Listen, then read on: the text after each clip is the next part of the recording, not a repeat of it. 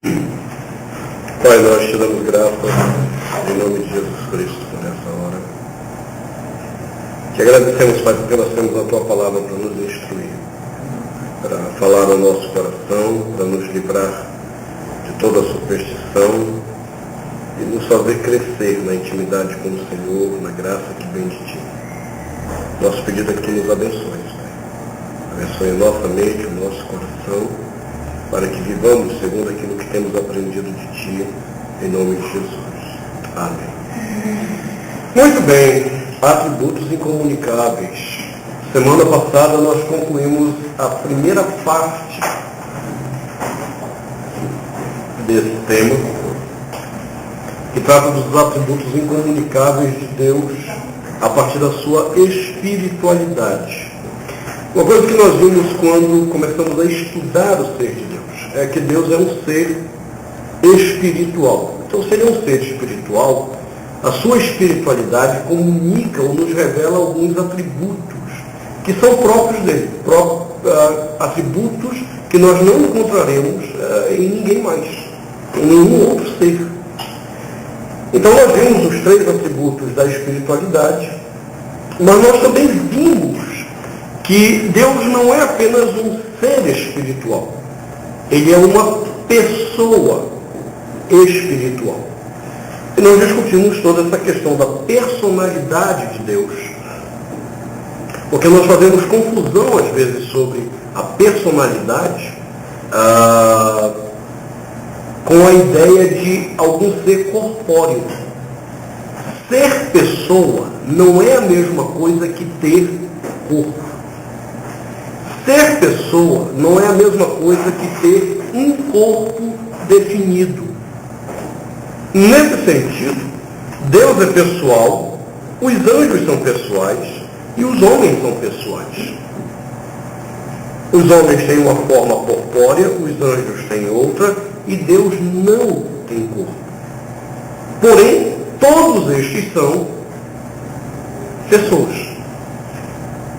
Nós vimos então o que significa, tanto biblicamente quanto dentro da própria filosofia, o conceito da personalidade do ser. Examinamos isso. E dessa questão da personalidade, nós podemos então extrair das Escrituras algumas coisas que são próprias da personalidade de Deus e que nós não encontramos em nós. E nem os anjos encontram neles mesmos. A primeira questão nós encontramos em Atos 17, versículo 25. Paulo falando no Areópago sobre o Deus desconhecido.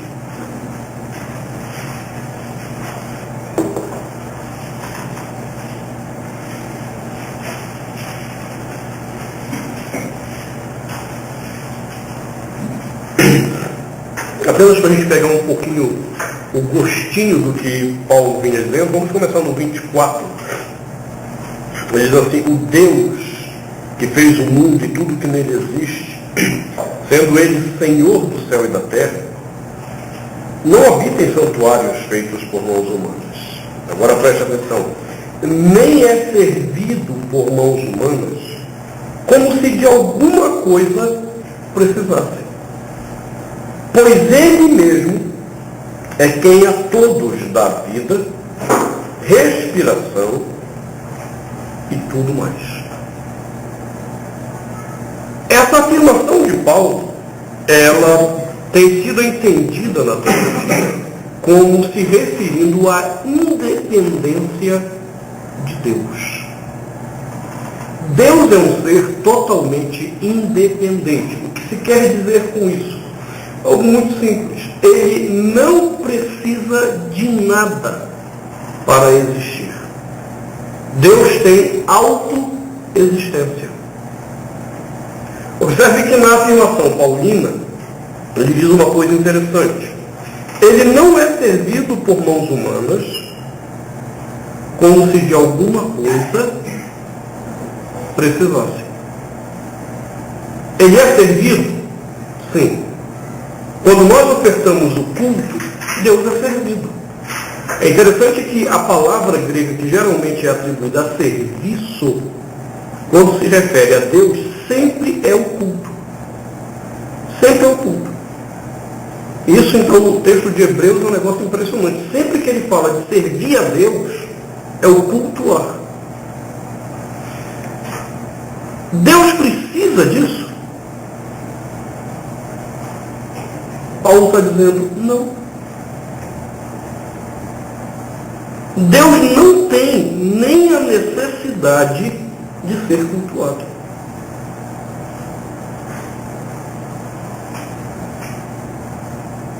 Vocês já pararam para prestar atenção nisso? Vocês não vêm ao culto, ou vão ao culto, para adorar a Deus, porque Deus precisa disso.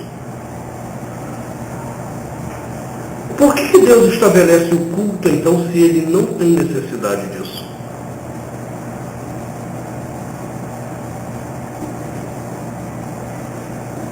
Louco Ele não é.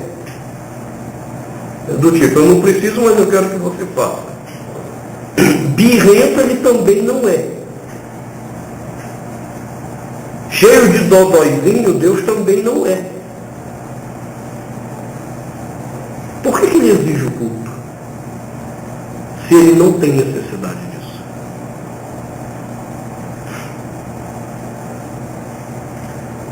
Nenhuma resposta? Eu tenho uma pergunta. Então, por favor, já com ele, depois eu deixo a pergunta, fala com ele. Ele quer ser como um valor. E à medida que a gente não adora, recebemos, vamos dizer assim, que a gente recebe mais dele. E assim vamos estar mais próximos dele.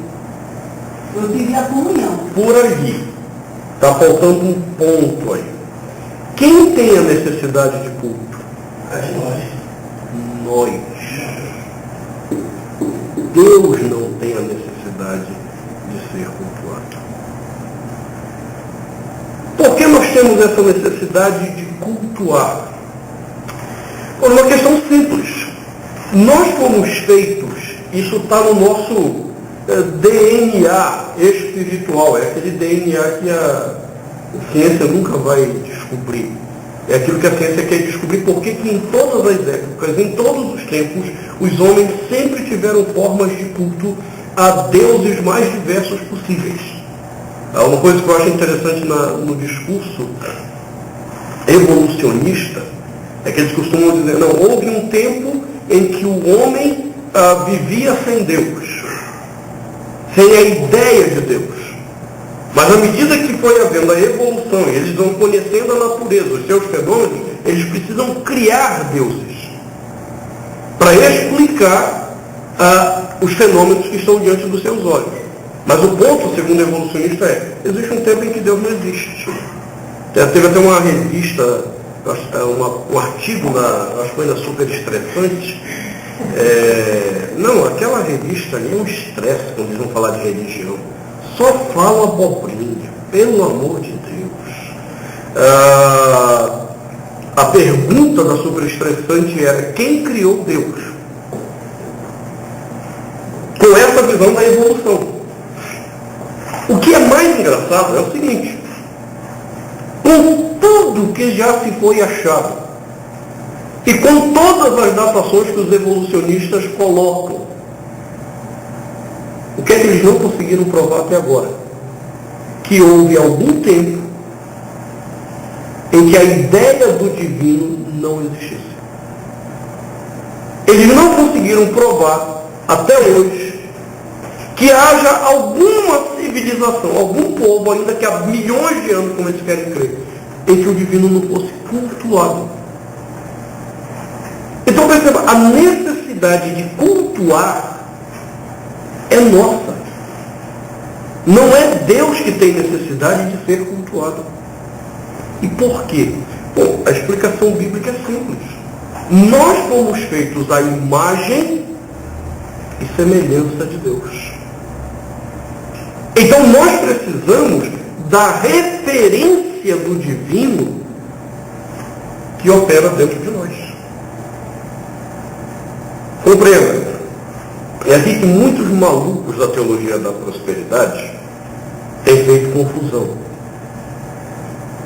Kenneth Hagin, Copeland, Morris Cerullo, Mike Murdock, Joyce Meyer, e aqui no Brasil, R.R. Soares, Valdemiro, Valnice Milhomes, essa galera toda tem feito uma confusão do capeta sobre isso. Porque eles não entendem que o divino está em nós, mas nós não somos divinos. Nós recebemos a vida de Deus, mas nós não somos deuses.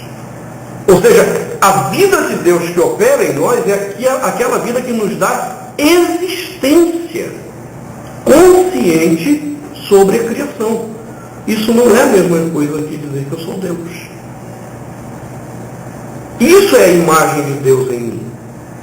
Ele sopra de si mesmo na criação dentro de mim. Ou seja, todo o meu ser clama, necessita de Deus. Eu preciso da referência do divino. E é no culto que eu consigo encontrar essa referência.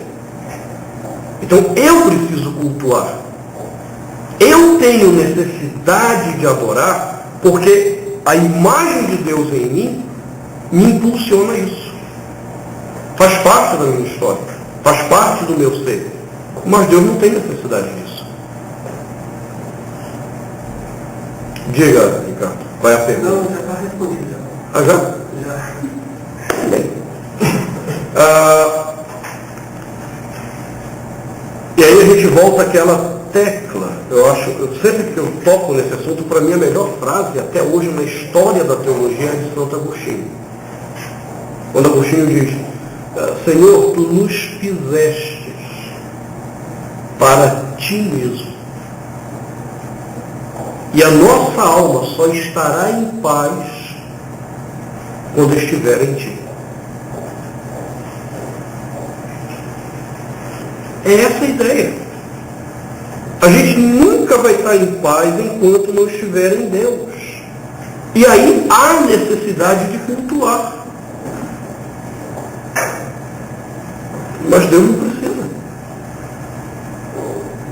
Deus não tem necessidade. E aí vem a questão, Deus exige o culto? Ou ele regulamenta o culto, porque esse faz parte da nossa vida? Regulamento. Exatamente. Deus não tem necessidade de exigir o culto de ninguém. Você cultuará querendo ou não. O que ele vai fazer é apenas regulamentar para que você saiba como você pode, de fato, se achegar a ele. É ele que vai dizer como é que o culto deve funcionar, já que você tem necessidade de encontrá-lo.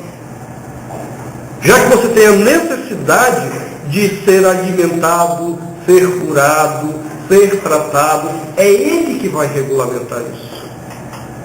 Não somos nós. E aqui a gente cai então num outro problema. O que nós estamos vendo na nossa geração? Culto ou entretenimento humano? E por que as pessoas estão vazias nas suas igrejas, com os corações vazios diante de Deus, com uma vida toda errada aos olhos do Senhor? Foi uma culpa a Deus. Ok, elas não encontram o Senhor no culto. Elas encontram a si mesmas, os seus corações, elas encontram as suas ambições, elas encontram os seus próprios problemas, elas encontram as suas emoções, que elas confundem com Deus, mas elas não encontram Deus. Isso é a mesma coisa de uma festa. É a mesma coisa. Sim, de um sentido prático, sim. Você vai para curtir, buscar todos os recursos. Então entenda, quando Deus estabelece a questão do culto, não é porque Ele está exigindo, nós temos necessidade. Agora, se temos necessidade e somos pecadores, Ele tem que estabelecer como é que você faz agora, para chegar diante dele. Sem o pecado, ele vinha ao nosso encontro. Diz Gênesis 3 que Deus vinha encontrar-se com o homem na viração do dia. Isso é uma coisa habitual do Senhor. O homem encontrar com Deus. A partir do momento que há o pecado, o homem continua tendo a necessidade de encontrar-se com Deus. Qual é o problema? Ele não sabe agora como encontrar-se. Porque antes o Senhor vinha ao seu encontro. E agora o Senhor não pode vir ao encontro de um homem pecador. Então Deus vai regulamentar o culto para que nós o encontremos. Por isso Paulo está dizendo, você acha que quando você vai cultuar ele tem necessidade disso? Não, ele não tem necessidade. Quem tem necessidade é você. É por isso que é muito louco quando você vê nessas igrejas, vocês estavam comentando aí, o camarada que pede, eu quero 3 de 20 mil reais aqui, Deus está me revelando que vai ter 3 de 20 mil, Deus está me revelando que vai ter... Qual é a necessidade que Deus tem dessas coisas? Diga para mim, qual é a necessidade que Deus tem disso? Mas foi como você mesmo uma vez me explicou, né? Assim que eu cheguei aqui na igreja, eu, doente, necessitado de Deus, achava que o meu dinheiro podia comprar a Deus, ou que eu podia ofertar ou dizimar na intenção de comprar alguma coisa de Deus. Né? E você me respondeu o seguinte, você não falou diretamente assim, usando a minha questão, mas você usou a situação do que a maioria das igrejas está vivendo. As pessoas vão à igreja hoje para alimentar os sonhos desses homens idólatras, né? E corrompidas por esse mundo capitalista e aí com o coração cheio de avareza. As pessoas vão lá para alimentar esses sonhos, né? E esperar que esses homens abençoem a gente agora, devolvendo os sonhos de volta para a gente através do dinheiro. E não há necessidade disso, né? Não, exatamente. Deus não tem necessidade de nada disso. Aí quando a gente se decepciona, fica aí, perdido, em depressão e não remédio. Exatamente.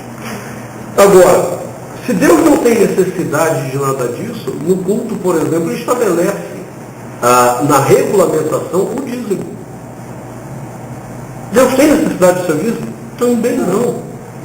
O dízimo é para disciplinar o seu coração a ser grato ao Senhor pelo que você tem recebido dele. Essa é a função do dízimo. Disciplinar o nosso coração. Primeiro, em saber partilhar. Segundo, em saber ser grato a Deus pelo que temos recebido. É por isso que, biblicamente, os pobres não dão dízimos. Sim. Pobre não dá dízimo quando Deus estabelece as regulamentações do dízimo. Pobre recebe da comunidade aquilo que o dízimo gera. Segundo o Antigo Testamento, quando Deus vai estabelecer a regulamentação do dízimo, 30% das entradas, tanto no tabernáculo quanto no templo, era para abençoar e auxiliar os pobres. Só no Antigo Testamento? Não. Pega o Novo Testamento, Atos 6, diz que havia fome entre os judeus e que a igreja cristã estava esquecendo na distribuição às viúvas dos helenos, os judeus gregos. Ora, essa frase ela está carregada de significado judaico. Muita gente não examina isso, não sabe o que o texto está dizendo. Havia a prática entre os judeus, e lembre-se, a igreja cristã de Atos 6 é em Jerusalém, ela é de judeus que se converteram em Pentecostes. E a prática judaica dizia que você vai trazer à igreja o seu dízimo, a sua oferta, e você vai atender aos órfãos, às viúvas, das suas necessidades. De onde se tira isso? Dos dízimos e das ofertas que entram na igreja. A igreja cristã estava praticando isso, só que com um pequeno probleminha, com acepção de pessoas. Não atender primeiro as irmãs gêmeas que são de origem judaica palestinense. As que são judaicas de origem grega fica esperando lá. O pecado está aqui. Mas de onde que vinha esse dinheiro para ajudar as viúvas? Era do que se entregava no templo. como os cristãos já não iam ao templo para ofertar, ofertavam na comunidade, então eles mantiveram essa prática. É uma prática veterotestamentária. É por isso que quando nós temos alguma necessidade aqui na igreja, vocês podem pegar o relatório financeiro do ano passado, para ter uma ideia, em algum lugar que está fazendo esse relatório, vocês vão encontrar, nós não temos esse negócio. Há uma necessidade, tira-se do que entra. Tira-se do que entra. Nós só fazemos ofertas extraordinárias para ajudar quando não se tem. Que é o que Paulo faz quando ele manda a segunda carta aos Coríntios, capítulo 8 e 9, tratando da pobreza que estava em Jerusalém. E aí ele manda a carta fazendo uma coleta entre cristãos para ajudar os irmãos pobres de Jerusalém. Aí vem os infelizes como Silas Malafaia e os que acreditam na lei da suposta semeadura e pegam esse texto de Paulo, que nos ensina a semear para colher, e diz que você tem que semear no ministério deles. O que Paulo estava dizendo? Que semear é semear na vida do pobre, do que tem necessidade. E ele diz, Deus ama ao que dá com alegria. Dá a quem naquele texto? Aos pobres, aos que têm necessidade. Porque a situação da igreja de Jerusalém era tão complicada que eles tiveram que fazer uma oferta extra, porque não dava, o dinheiro que entrava não dava para acudir aos irmãos em Jerusalém. E de onde que vem essa lei de semeadura de Paulo de ofertar aos pobres? Provérbios. É em Provérbios que diz que quem dá aos pobres empresta a Deus. É de lá que vem essa ideia da raiz da semeadura. Mas percebe a diferença? Não é semear no ministério de ninguém, para ninguém comprar jatinho, ficar em hotel 5 estrelas luxando na costa do pobre que acredita nessas idiotices teológicas que se ensinam por aí. Não, ali é o pobre. Muito diferente dessa bagunça que está aí. E depois a gente coloca isso como se Deus tivesse necessidade. Não, pai, Deus não tem necessidade. Ele é um ser independente de qualquer coisa que você possa ofertar para ele. Tudo que ele exige de você é porque você tem necessidade. Não ele. É o nosso coração que precisa ser disciplinado com o que ele exige de nós, não ele. Isso é o culto, isso é o que fazemos para ele. Deus não tem necessidade de nada do que você faça.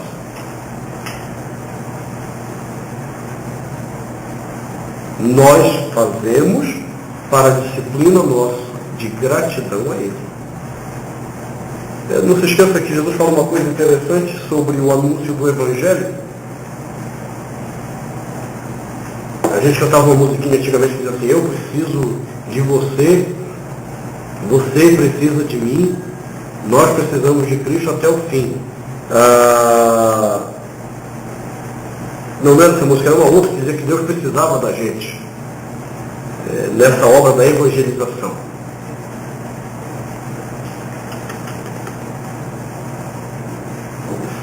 Jesus falou, se vocês calarem as pedras, clamarão. Parece que o Jim Sué entendeu esse é um grande preço, né? Porque ele disse no Monumental de Núñez, né? Aqui na América do Sul, disse algo parecido, né? Que Deus precisava dele para anunciar o Evangelho. Será que é verdade? Ele falou isso, não sei. Bom, quando eu me converti, me contavam muito essa história, né? Que ele teria dito isso. Que ele teria dito isso nas pregações dele. Não, Deus faz as pedras e fala, você acha que é impossível? Não esqueça do Antigo Testamento, ele abriu a boca de uma mula para que ela falasse. Ah, o profeta não quer falar? Rapaz, eu não preciso de você não. Aí lá vai a mula profetizar. Deus nos dá o privilégio de sermos cooperadores do reino. Isso é um privilégio. Nós fazemos isso por gratidão, pelo que ele fez por nós. Não que ele precise da gente. Deus não tem essa necessidade. Ele é um ser totalmente independente nas suas ações. Essa do culto para mim sempre foi muito interessante. Porque eu nunca entro no culto achando que Deus precisa que eu cultue. Eu tenho necessidade disso. E se eu não cultuar, sabe o que vai acontecer? Eu vou cultuar outras coisas. E ao cultuar outras coisas, eu começo a me perder. Porque eu não encontro aquele que traz o meu coração à paz com Cristo, à paz com Deus. Os homens têm essa necessidade. Qual é a dificuldade que eles têm? É porque eles querem cultuar Deus do seu jeito. E não do jeito que Deus estabeleceu. E aí eles criam cultos e deuses para si mesmo. Segundo o apóstolo Paulo, mesmo o apóstolo Paulo em Romanos 1, eu acho muito interessante isso que Paulo fala.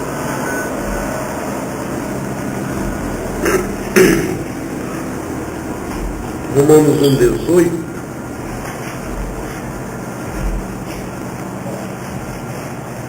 Ele diz que a ira de Deus se revela do céu contra toda a impiedade e perversão dos homens, que detêm a verdade pela injustiça. Por que Deus se ira?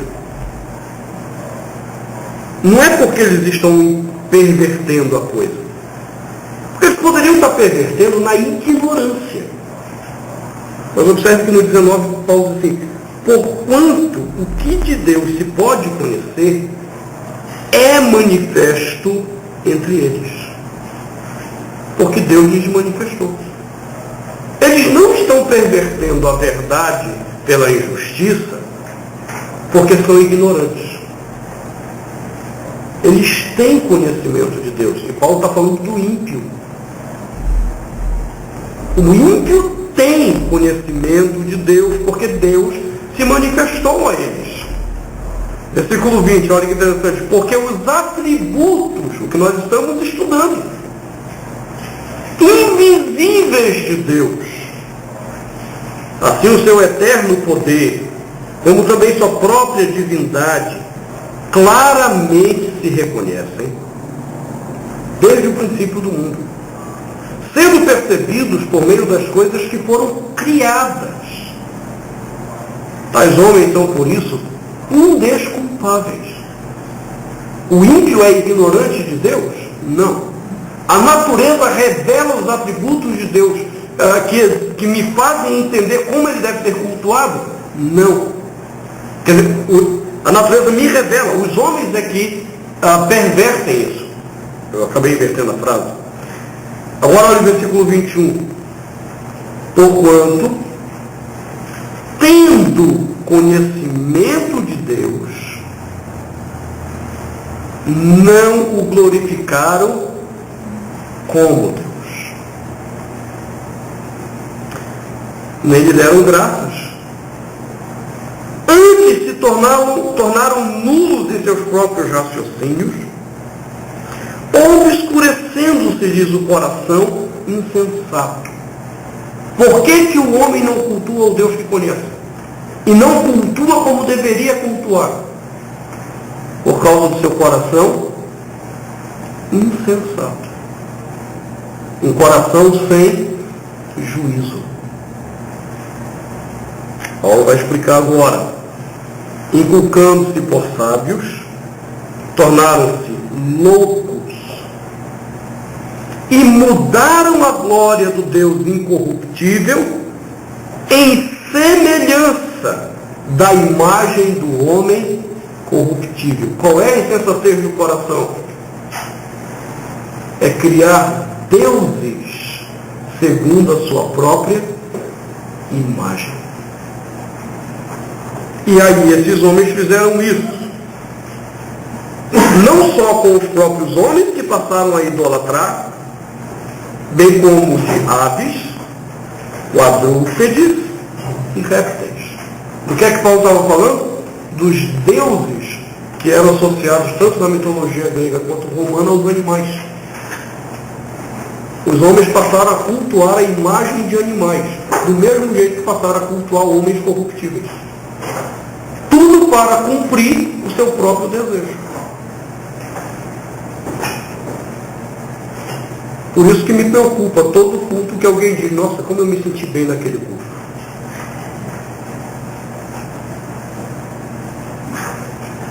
Isso me inquieta profundamente. O culto tem que nos perturbar. Porque se nós estivermos, de fato, diante do Deus Santo, não tem como não sermos perturbados pela santidade dele.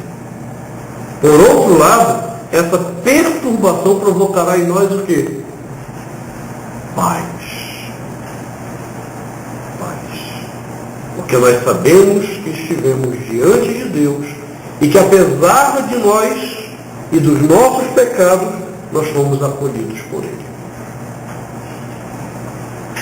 Nós não estamos fazendo um culto para satisfazer a nós mesmos. Estamos cultuando, de fato, aquele que o nosso coração precisa cultuar. Deus não tem necessidade disso. Nós temos.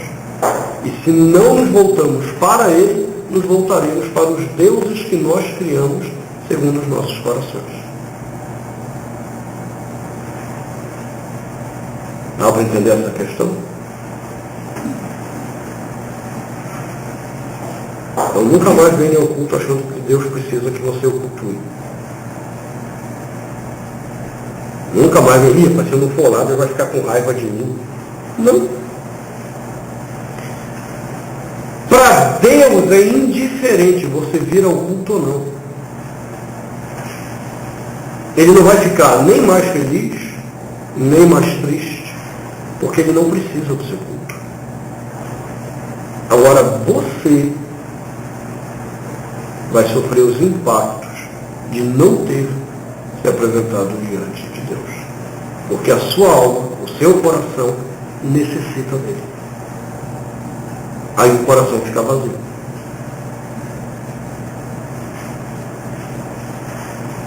Até aí tudo tranquilo? Todo mundo perturbado já. Aleluia. Glória a Deus. Eu fico feliz que estejam mesmo perturbados. Porque a gente tem que parar com essa tolice que a gente tem aprendido de que Deus precisa da gente para alguma coisa. Até para cultuar. Aí é engraçado, né? Só voltando nesse ponto, como que a gente complica as coisas? Porque a gente tem necessidade de cultuar a Deus.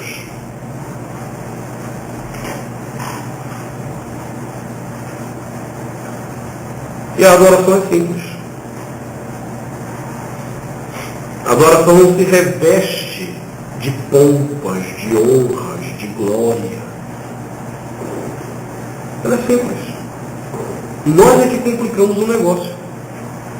Daí a gente começa a encher o culto de um monte de coisa. Né? Não tem que ter a melhor guitarra, a melhor bateria, a melhor não sei o quê. Qual a necessidade disso? Entenda, se nós podemos comprar, é uma coisa. O que eu quero dizer com podemos comprar? Simples, você não deixou de assistir as pessoas na igreja.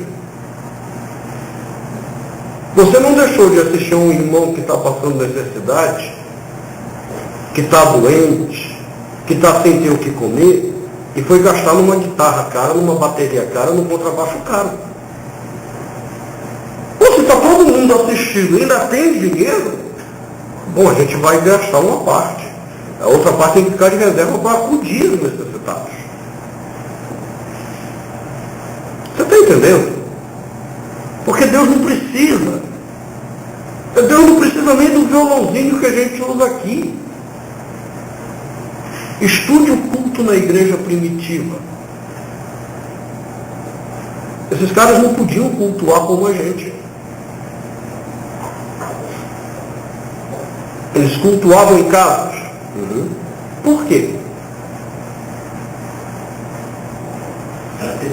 Porque eles eram perseguidos. Havia uma mobilidade de casa em casa para não se achar onde eles iam cultuar.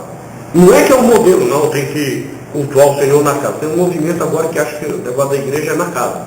Eu poderia estar satisfeito, né? Eu estou na casa. Já está complicadinho, então. Eu faria em paz com essa ideia. Mas é tolice, é besteira, é ignorância do que estava acontecendo no Novo Testamento. As pessoas não podiam cultuar ao Senhor, havia perseguição, tanto de judeus quanto do Império Romano. Então tem que haver mobilidade, é um culto clandestino. Dá para você entender o que é um culto clandestino? Ninguém pode dizer, aleluia! Porque, epa, está tendo culto ali. Não podia cantar. Os cânticos, eles eram extremamente silenciosos, sem instrumento de nada no Novo Testamento e no segundo século do cristianismo primitivo. Por quê? Porque é proibido? Não. É porque eles não podiam. Houve um período no segundo século, logo no início do segundo século, que a igreja teve que ir adorar nas catacumbas, lá nos cemitérios. Os góticos iam gostar muito disso, né? Rapaz, estou começando a gostar dessa igreja. Não é porque o padrão é o cemitério. Quando eu ouço esse movimento que diz que a igreja tem que viver nas casas e tal, então, assim, esse é o Novo Testamento, por que você não vai cultuar também lá no cemitério? Porque no segundo século a igreja não podia cultuar nem na casa, estava tudo mapeado. E eles começaram a se reunir clandestinamente nos cemitérios. Subterrâneos, porque as catacumbas são subterrâneas. Não podia fazer barulho. Mas eles estavam adorando o Senhor. A gente é que complica esse negócio. A gente complica, a gente perde a simplicidade da adoração. A gente perde essa simplicidade. Diz. Na verdade, desde que eu cheguei aqui, várias coisas que você falou que vem me marcando, né? E transformando a minha vida através da leitura da palavra. Uma das coisas que mais me chocou, que eu lembro que você destacou, é a quantidade de culto. Ou seja, biblicamente, no Novo Testamento, né? Fala que eles se reuniam no dia do Senhor, no dia da ressurreição. Não tem necessidade de culto na segunda, terça, quarta, quinta e sexta, né? Ou sábado e domingo. Ou seja, as igrejas durante os séculos que foram ocorrendo, né? Acrescentaram outros dias de culto, né? Que também não significa que está errado, né? Não. Mas biblicamente dentro do Novo Testamento fala que os dias de culto lá que eles usavam era só um domingo. Só o sétimo dia. Isso me marcou. Porque no Novo Testamento é o dia que o Senhor ressuscita. Exatamente. Você é todo dia. Aí tem gente que tem necessidade. De casa é dia segunda a segunda. Até porque ele vivia nas campanhas, não podia quebrar a campanha, a corrente, entendeu? Pronto, perdi a bênção, estava amaldiçoado. Se fosse só perder a bênção, tudo bem. Tem igreja que diz que está amaldiçoado. É um efeito contrário. Né? Você quebrou a corrente, pronto, aí agora é a maldição, não é mais a bênção.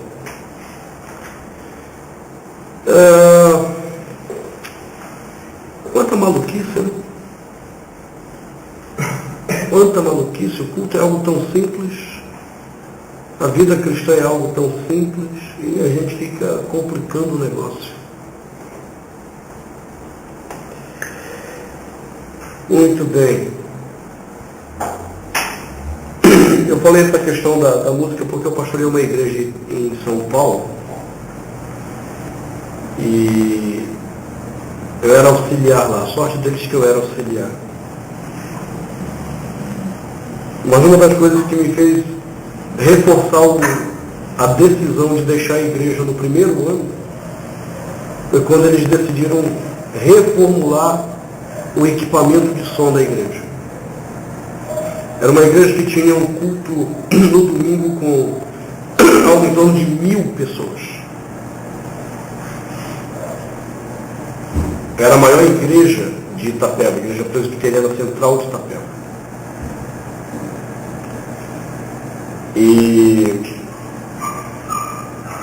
eles tinham uma aparelhagem muito boa. Eu entendo que, obviamente, se a igreja é grande, você tem que ter um equipamento bom para atender a própria situação de culto. Mas eles achavam que não. Em 1998, o ano que eu pastoreei lá, no final do ano eles reformularam todo o equipamento e gastaram mais de 12 mil reais na época. 98 era um bom dinheiro. Ele disse, não, eu tenho que ir embora dessa igreja, meu querido. Não entra na minha cabeça isso. O culto é algo simples. E apresentamos, não porque Deus tem necessidade. Você acha que Deus tem necessidade de uma guitarra de 5 mil reais? Desde quando Deus é roqueiro e precisa de alguma coisa desse tipo, rapaz? A gente tem que parar um pouco com essas hipocrisias da gente colocar as nossas ambições, os nossos desejos, como se fosse para Deus. É aquele discurso muito hipócrita, assim, não, o Senhor tem que ser o melhor. Isso é hipocrisia. Não, o Senhor não tem que ser o melhor, é para você. Você está de olho naquilo e está vendo se alguém paga o teu sonho, a tua ambição, aí diz que para Deus tem que ser o melhor. Não, para Deus tem que ser simples. E para Deus tem que ser com o coração. Deus olha a aparência? Desde quando Deus olha a aparência? Não é isso que ele diz, nos ensina lá com a história de Davi? Enquanto o profeta juiz Samuel está olhando lá para os filhos grandes, fortes de Jefé, achando que são esses, Deus, não é nenhum desses. Você está olhando pelo prisma errado, cara. Você está olhando pela aparência. Eu, o Senhor, olho o coração. Seu prisma está errado. Essa maluquice que a gente está vendo em torno do culto tem sido marcada por muitas hipocrisias e mentiras. Deus não precisa do seu culto e Deus não precisa do melhor. Deus já quer a simplicidade e a sinceridade do coração. É isso que é a independência de Deus. Deus não depende de nada. Mas há um outro ponto nessa questão da independência de Deus. O relacionamento de Deus com os homens e com a história. Eu encontro muita gente dizendo que Deus tem necessidade, ou teve a necessidade de criar o mundo. Não. João 17, Jesus fala de uma questão do relacionamento deles na economia trinitária. Nós já estudamos isso.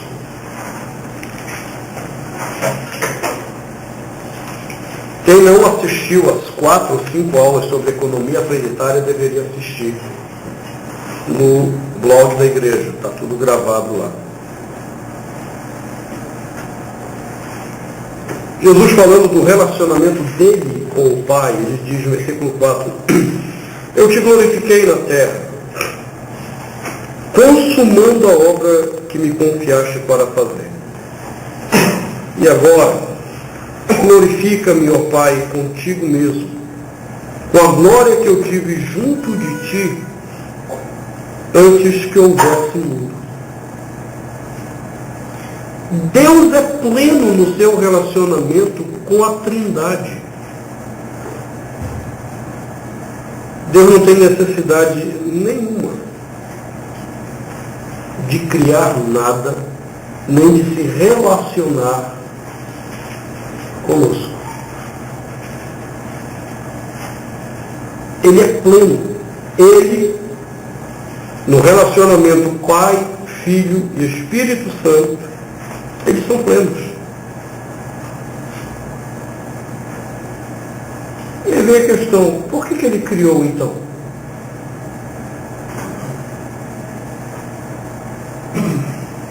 Por que Deus cria a história? Por uma questão simples. Para revelar a sua glória.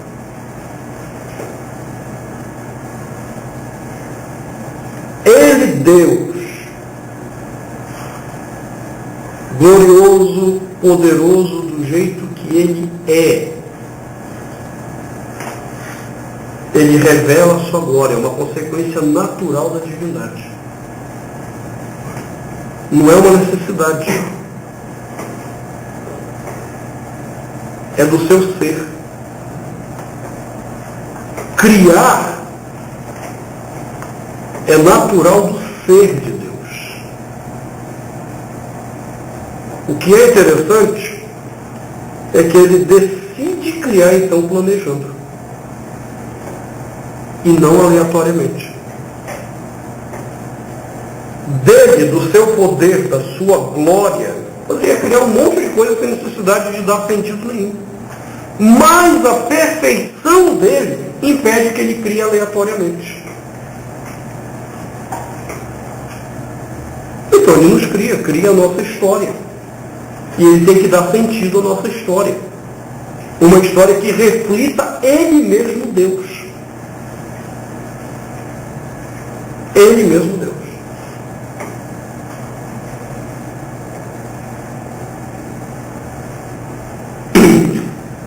Uma ocasião eu falei aqui, quando começamos esses estudos, estávamos falando do Espírito Santo, há um texto extremamente mal interpretado, em Efésios, capítulo 4.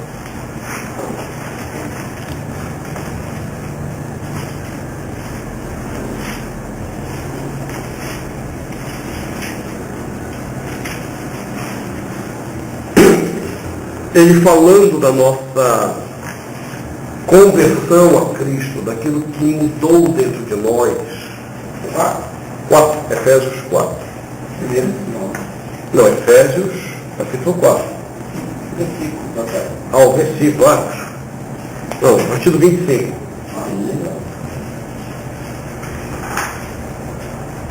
Olha-se por isso, deixando a mentira, fale cada um a verdade com seu próximo, porque somos membros uns dos outros. Irai-vos e não pequeis, não se ponha o sol sobre a vossa ira, nem deis lugar ao diabo. Aquele que furtava não furte mais, antes trabalhe, fazendo com as próprias mãos o que é bom, para que tenha com que acudir ao necessitado. Não saia da vossa boca nenhuma palavra torpe, e se unicamente a que for boa para a edificação, conforme a necessidade, e assim transmita graça aos que ouvem. Aí vem a frase: e não entristeçais o Espírito de Deus, no qual fostes selados para o dia da redenção. Tem muita gente que acha que pode entristecer o Espírito. Se eu fizer isso, o Espírito Santo vai ficar lá. Puxa, olha o que ele fez comigo, rapaz. Eu estou aqui cobrindo, ele te amou, ele fica pecando desse jeito. Tem gente que acha que é isso que é entristecer o Espírito Santo.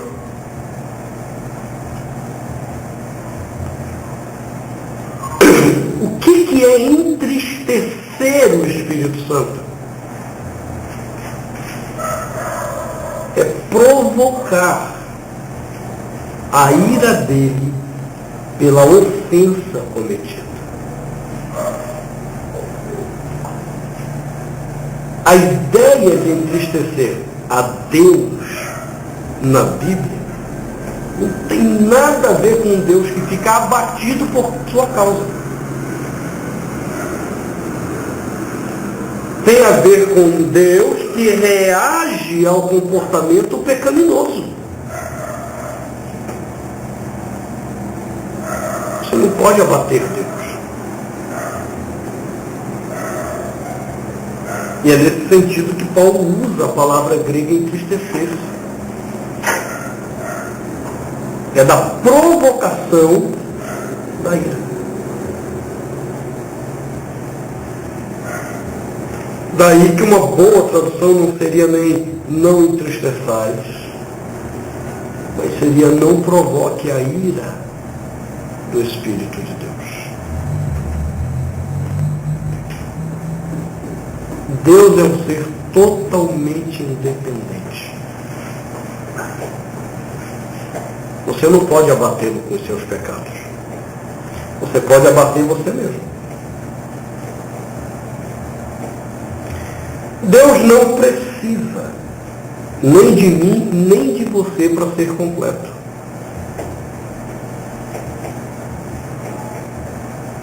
Você já prestou atenção quando a Bíblia fala de Deus mandando salvação ao seu povo? Qual é o motivo? É por amor do seu nome, do nome dele, Deus. Como nós carregamos a imagem dele em nós, ele não pode permitir que a nossa história se perca sem que ele revele a grandeza do amor dele. É por amor do meu nome, diz a palavra. A gente canta, tu és fiel, Senhor, fiel a mim. Depende. Deus só é fiel a mim por causa do nome dele e não por causa de mim.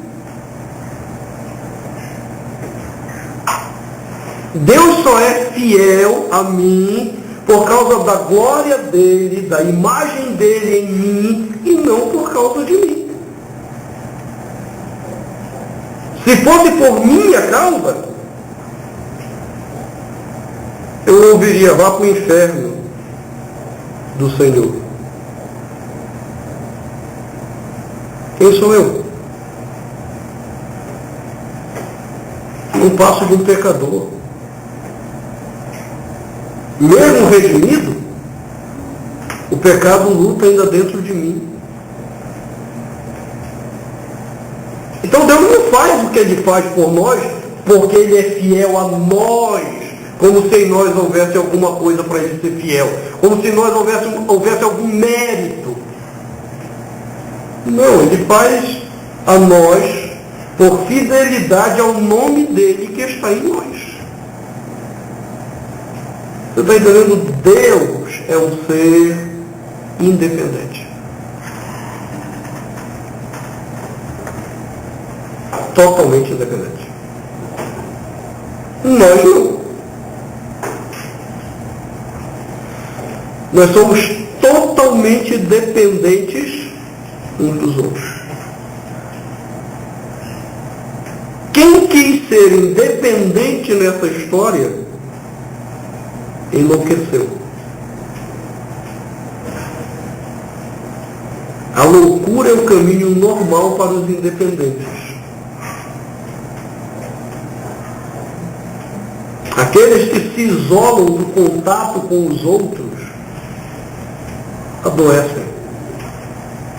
Os que não querem crescer uns com os outros adoecem. Deus não.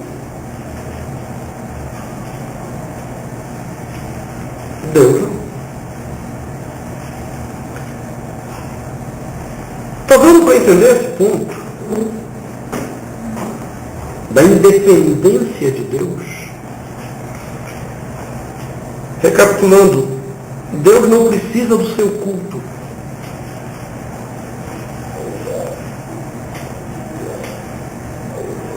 Deus não precisa ser cultuado. Nós precisamos cultuá-lo. É uma necessidade nossa e não de Deus. Deus não precisa nem de mim nem de você. Nós precisamos dele. Deus é pleno em si mesmo.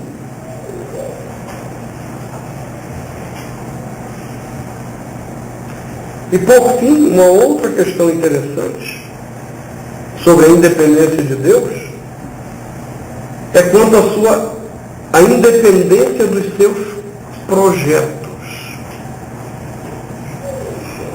Paulo trata disso em Romanos 11.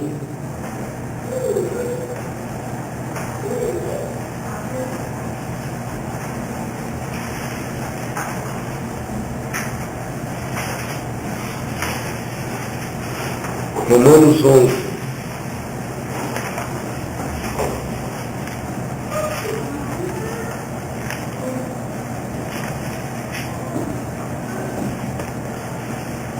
Versículo 34.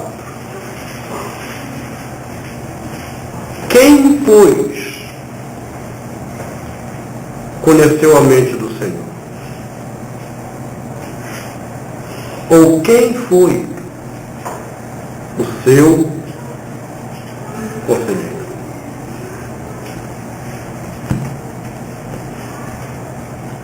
Você acha que Deus precisou de alguém para dizer para ele como ele deveria agir?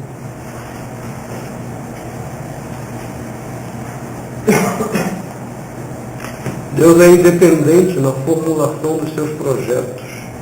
Ele não precisa ouvir ninguém.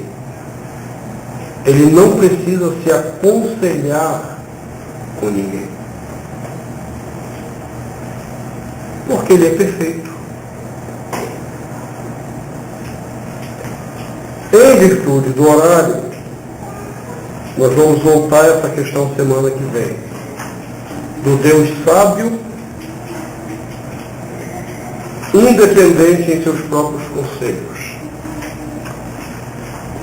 Que Deus nos abençoe até domingo que vem, se Deus nos der essa graça. Cristo não voltar até lá.